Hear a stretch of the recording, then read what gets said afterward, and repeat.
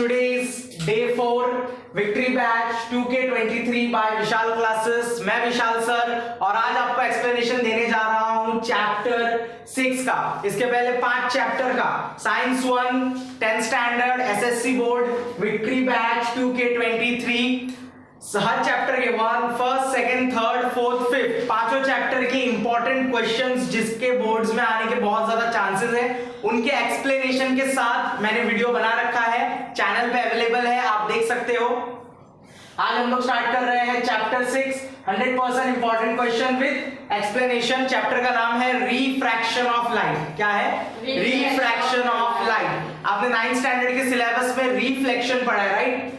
Reflection पढ़ाई कि नहीं सबने? What is reflection of light? Light जब किसी सरफेस से टकराता है तो बाउंस बैक होता है। इंसिडेंट रे और रिफ्लेक्टेड रे, दो रे बनता है, राइट? मतलब उसको हम लोग बोलते हैं लाइट का रिफ्लेक्शन। आप मिरर में देखते हो और खुद की तस्वीर आपको नजर आती है। ओके, ये किस वजह से हो रहा है? Due to reflection. किसकी वजह से नजर आ रहा है? रिफ्लेक्शन। बट 10th स्टैंडर्ड के सिलेबस में क्या है?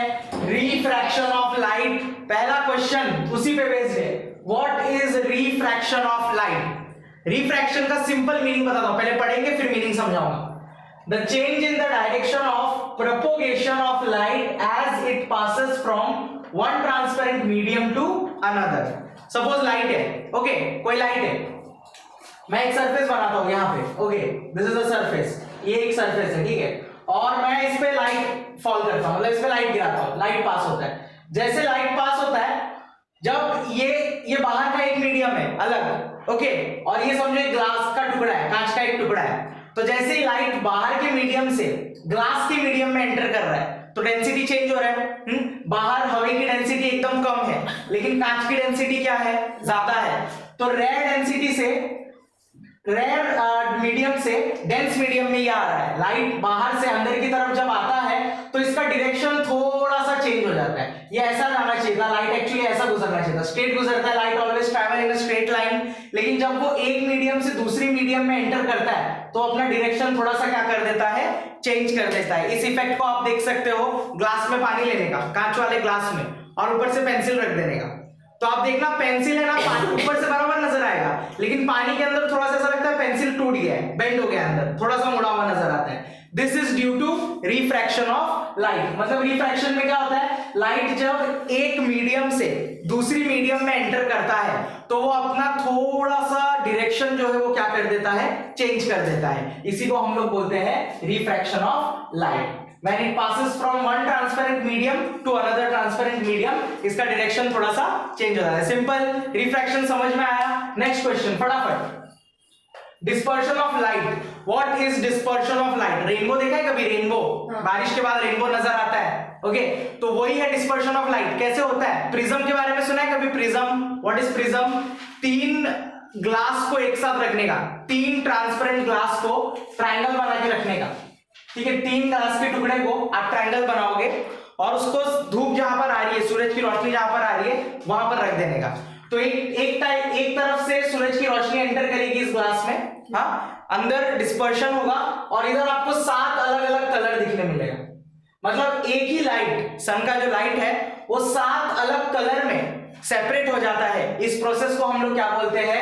Dispersion of light. The process of separation of light, light गिर रहा है यहाँ पे और वो सेपरेट हो रहा है into its component colour. Rainbow का कलर याद है आपको? विबग्योर, वायलेट, इंडिगो, याद है ना? वो 7 कलर, मतलब एक कलर किसी प्रिज्म पे जब गिरता है और प्रिज्म की वजह से वो 7 अलग कलर में बदल जाता है, उसी प्रोसेस को हम लोग क्या बोलते हैं? Dispersion. The process of separation of light into its component colour while passing through a medium is known as dispersion of light. याद रहेगा? हाँ। याद रहेगा? Yes, okay. Third important question, law of refraction of light. Refraction of light का law क्या बोलता है? देखो 2 लॉ है, 2 मोस्ट इंपॉर्टेंट। सबसे पहला, इसको हम लोग डायग्राम से समझेंगे। सपोज ये एयर है, ये हवा है, ऊपर की तरफ हवा है, ठीक है, और नीचे की तरफ क्या है? ग्लास है। ऊपर की तरफ हवा है, नीचे की तरफ ग्लास है। ये एयर जो है ये रेयर मीडियम है, ग्लास जो है वो डेंस मीडियम है। तो लाइट जब एयर से अंदर आ रहा है, लाइट जब एयर से, ये लाइट का लाइन है, इसको हम लोग इंसिडेंट रे बोलते हैं। क्या बोलते हैं? Incident ray. लेकिन जब लाइट इस सरफेस पे आता है अंदर, तो ये देखो थोड़ा बेंड हो जा रहा है, हो रहा है कि नहीं हो रहा है? हाँ, इस बेंड वाले लाइट को, जो बेंड हो गया है, इसको हम लोग रिफ्रैक्शन रे बोलते हैं। क्या बोलते हैं? रिफ्रैक्शन रे। और बीच में जो मैंने एक स्ट्रेट लाइन बनाया है, इसको हम लोग क्या बोलते हैं? नॉर्मल। क्या बोलते हैं इसको? ये नॉर्मल का लाइन है, ठीक है। अब ये नॉर्मल लाइन से यहाँ एक एंगल बन रहा है, एंगल बन रहा है कि नहीं बन रहा है? इसको आई बोलते हैं। क्या बोलते हैं? आई। और ये नीचे वाला जो है, इसको क्या बोलते हैं? नीचे भी एक एंगल बन रहा है रिफ्रैक्टेड रेज का, उसको क्या बोलते हैं? आर। अभी पहला रूल क्या बोलता है? पहला लॉ है इंसिडेंट रे, मतलब ये वाला जो रे है, रिफ्रैक्टेड रे मतलब ये वाला जो रे है, और नॉर्मल रे ये जो एन है, all lies on a same plane. सबको एक कहां पर है? एक सेम प्लेन पर है। तीनों रे किस पर है? सेम प्लेन पर है। Second rule, angle of incidence upon the angle of reflection, refraction. Angle of incidence मतलब ये वाला आई, यहां पे जो एंगल बन रहा है, upon angle of refraction. Angle of refraction क्या है? आर। तो sin आई, कभी भी एंगल आता है ना, ज्योमेट्री का sin यूज होता है, पता है ना, sin थीटा, tan थीटा। हाँ, तो जब भी एंगल आता है, तो यहाँ पे एंगल है, तो ये एंगल को हम लोग क्या बोलते हैं? sin आई। और नीचे वाले को क्या बोलते हैं? sin r। दोनों को डिवाइड करोगे तो n मिलेगा। n ही होता है आपका रिफ्रैक्टिव इंडेक्स। n ही क्या होता है आपका? Refractive index. और n कांस्टेंट माना जाता है। क्या माना जाता है? कांस्टेंट। मतलब अगर आप ये वाला एंगल और ये वाला एंगल डिवाइड करोगे तो आपको क्या मिलेगा? n, and n is constant। और यही क्या है आपका? Refractive index. इसी के ऊपर आपका दूसरा क्वेश्चन नंबर 4, एकदम सिंपल। रिफ्रैक्टिव इंडेक्स क्या होता है ये बताना है। What is refractive index? तो यही चीज को मैंने इंग्लिश में कन्वर्ट किया है। Ratio of the speed of light in a vacuum.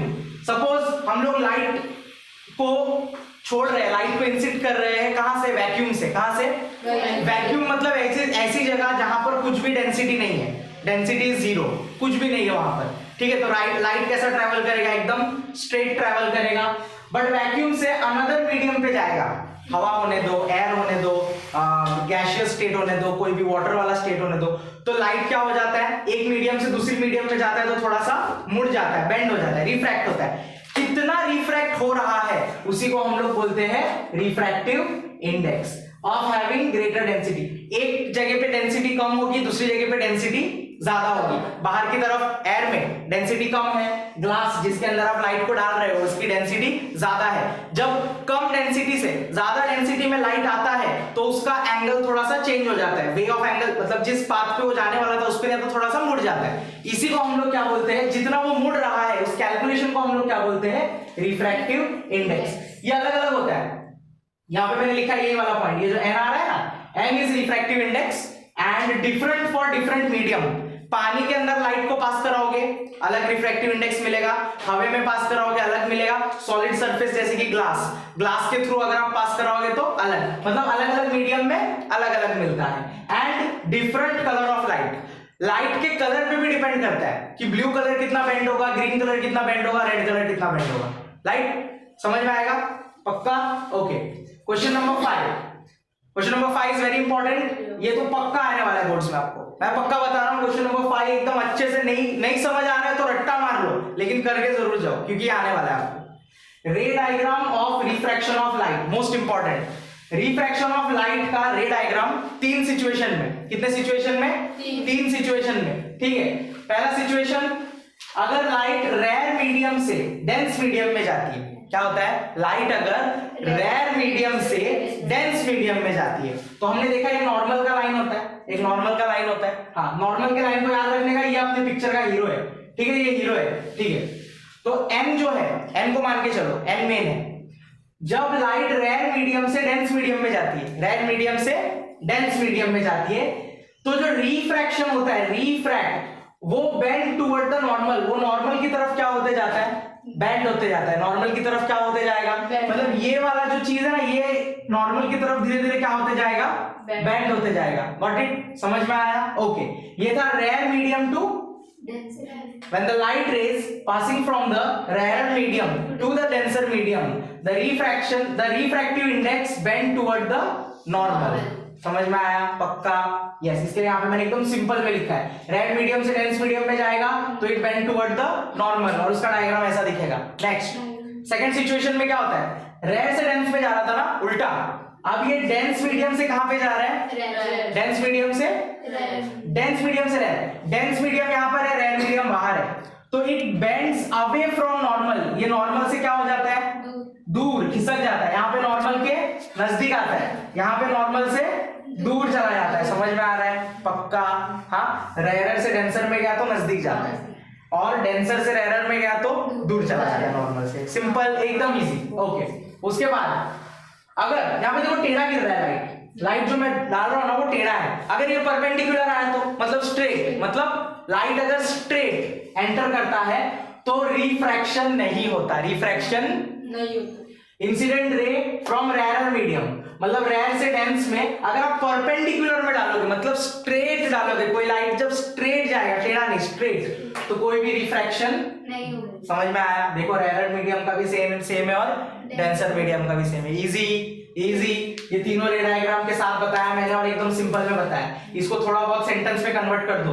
When light travel from rare medium to denser medium it bends toward the normal. Okay, फिर इसका भी आप नीचे लिख सकते हो, इसका भी अच्छे से पेंसिल से डायग्राम बनाने का। हाँ, आपको स्कूल में जिससे बोला गया है पेन से बोला है तो पेन से बनाओ, पेंसिल से बोला है तो पेंसिल से बनाओ। बट क्या होता है ना, जब पेपर आपका स्कैन होता है बोर्ड्स में जाने के लिए तो पेंसिल वाला डायग्राम लाइट हो जाता है। हाँ, सो आपके स्कूल में कंफर्म करो पेंसिल से बना सकते हैं, पेन से या बना सकते हैं कि नहीं। अगर पेंसिल बोला है तो पेंसिल यूज करो, पेन बोला है तो पेन यूज करो। ठीक है? Okay, next question number 6, twinkling of star, the most important question from this chapter, जिसका एग्जाम में आने का बहुत ज्यादा चांसेस है। ठीक है? ट्विंकलिंग ऑफ स्टार ये एक इंपॉर्टेंट फिनोमेना है। हम लोग जब तारे को देखते, रात को जब हम लोग आसमान में तारों को देखते हैं तो ऐसा लगता है तारे ना ट्विंकल, मतलब थोड़ा सा बर्न हो रहा है, ऐसा लगता है कोई चीज दूर से। कैसे हम लोग आंख देखते हैं तो आंख कैसे टिमटिमाता हुआ लगता है, टिमटिमाना। ट्विंकलिंग को हम लोग हिंदी में टिमटिमाना बोलते हैं। ऐसा लगता है कि ये ना थोड़ा सा फ्लिकर हो रहा है, टिमटिमा रहा है। ऐसा क्यों होता है? क्या सच में तारा वहां पर टिमटिमा रहा है, स्टार वहां पर टिमटिमा रहा है? नहीं टिमटिमा रहा, उससे कांस्टेंट लाइट आ रहा है। बट हमें क्यों ऐसा दिखता है? तो इसको हम लोग स्टडी करेंगे पॉइंट बाय पॉइंट। थोड़ा बड़ा है आंसर बट समझने की कोशिश करेंगे। Okay, stars are source of light. Stars क्या है? सोर्स ऑफ लाइट, क्योंकि उनके अंदर से खुद लाइट निकल रही है। ऐसी कोई भी चीज जिससे लाइट निकलती है उसको क्या बोलते हैं? Source of light. तो star are the source of light being at very large distance. ये हमसे बहुत ज्यादा दूरी पर है कि नहीं? बहुत ज्यादा दूरी पर है। ये नजदीक है क्या? बहुत ज्यादा नजदीक है क्या? नहीं, ये बहुत ज्यादा दूरी पर है हमसे। As we come closer to the surface of the earth, जितना आप दूर से सरफेस की तरफ आओगे, अर्थ के जितना सरफेस की तरफ आओगे, the density of air increases. Air का जो डेंसिटी है वो क्या होने लगता है? स्पेस में कुछ भी डेंसिटी नहीं है, वैक्यूम। स्पेस में क्या है? वहां पे स्टार है। लेकिन आप जैसे जैसे अर्थ के अंदर जाओगे और सरफेस की तरफ, जमीन की तरफ आने लगोगे, धीरे धीरे डेंसिटी क्या होने लगती है? बढ़ने लगती है। डेंसिटी क्या होने लगती है? यस, इतना समझ में आया? Star light travel to us passing through the atmosphere of earth. Star कहां पर है? वैक्यूम में। हम लोग कहां पर है? अर्थ में। तो वैक्यूम से अर्थ में एंटर हो रहा है, एक मीडियम से दूसरे मीडियम में आ रहा है, रेयर मीडियम से डेंसर मीडियम में। स्पेस में रेयर मीडियम है, लेकिन जितना वो लाइट नीचे आते जा रहा है, अर्थ के अंदर एंटर करते जा रहा है, उतना वो डेंसर मीडियम में आते जा रहा है। मतलब उतनी बार लाइट क्या होते जा रहा है? रिफ्रैक्ट होते जा रहा है। और ये रिफ्रैक्शन कौन सा लॉ फॉलो कर रहा है? Rare medium to denser medium. जब ऐसा होता है तो इट बेंड्स टुवर्ड द, मतलब बार बार वो नॉर्मल की तरफ लाइट क्या होते जा रहा है? बेंड होते जा रहा है। It starts from rarer medium in space and enter the denser medium of the earth. Right? एक मीडियम से दूसरे में रिफ्रैक्शन हो रहा है. And therefore, as the air becomes more dense, the refraction of light also increase. जितना अर्थ का atmosphere, जितना वो लाइट नीचे आते जा रहा है, उतना एयर का डेंसिटी क्या होते जा रहा है? बढ़ते जा रहा है, और रिफ्रैक्शन भी उतना बढ़ते जा रहा है। मतलब वो और ज्यादा से ज्यादा कहां की तरफ बेंड होते जा रहा है? नॉर्मल की तरफ बेंड होते जा रहा है, and bends toward the normal. Right? इतना समझ गए? आगे, ड्यू टू दिस फिनोमिना मतलब सिचुएशन, इस सिचुएशन के हिसाब से क्या होता है? Due to this phenomena the position of the star appear to be higher as compare to his actual position. Actual में स्टार कहीं और रहता है, लेकिन ये रिफ्रैक्शन की वजह से ये हमको उसके ओरिजिनल पोजीशन से थोड़ा ऊपर नजर आता है। लेट्स सी फ्रॉम हियर, देखो स्टार समझो यहां पर है, बट आप उसको देखोगे ना, देखने पे आपको लगेगा ना कि स्टार यहां पर है, बट एक्चुअली में स्टार कहां पर है? यहां पर है। लेकिन रिफ्रैक्शन की वजह से स्टार कहां अपीयर होता है? ऊपर की तरफ। ये अर्थ का जो हवा है ये धीरे धीरे क्या होते रहता है, चेंज होते रहता है कॉन्स्टेंटली। अर्थ का हवा कॉन्स्टेंटली क्या होते जा रहा है, चेंज होते जा रहा है, कॉन्स्टेंटली चेंज होता है। और इस चेंजिंग होने के वजह से रिफ्रैक्शन भी क्या होते जा रहा है, रिफ्रैक्शन भी चेंज होता रहता है। इसीलिए हमको therefore constant change in refractive index of light coming from the star, यहां पे स्टार आएगा, मेक्स इट ट्विंकल। इसी वजह से स्टार हमको कैसा लगता है, ट्विंकलिंग होता हुआ लगता है।